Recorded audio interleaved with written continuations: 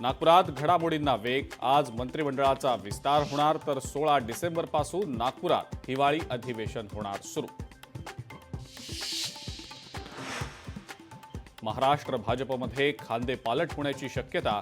चंद्रशेखर बावनकुळे यांना नव्या मंत्रिमंडळामध्ये स्थान दिलं जाण्याची शक्यता, तर गिरीश महाजन यांना संघटनात्मक जबाबदारी दिली जाण्याचे संकेत।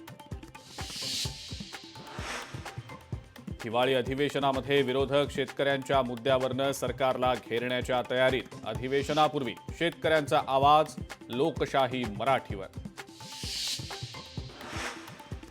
विरोधी पक्षनेते पदावर विधानसभेच्या नियमांनुसार निर्णय होणार।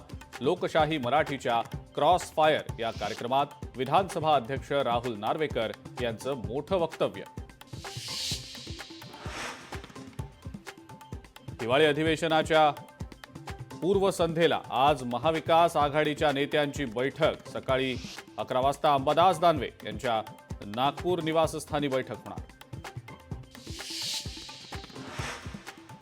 काँग्रेसच्या एका कुटुंबानं संविधानाला धक्का दिला। पंडित जवाहरलाल नेहरू आणि इंदिरा गांधींवर पंतप्रधान मोदींचा लोकसभेमध्ये निशाणा। मुंबईकरांनो, पाणी जपून वापरा। मुंबईसह ठाणे आणि भिवंडीमध्ये 15% पाणी कपात। पिसे विद्युत उपकेंद्रातल्या मुख्य ट्रान्सफॉर्मरमध्ये बिघाड। आणि एसटी महामंडळामध्ये यंदाच्या वर्षी अपघाताचं प्रमाण सर्वाधिक। लालपरीच्या प्रवासात सर्वसामान्य प्रवाशांचा वाली कोण। लोकशाही मराठी ऐका, पहा, जागरूक रहा।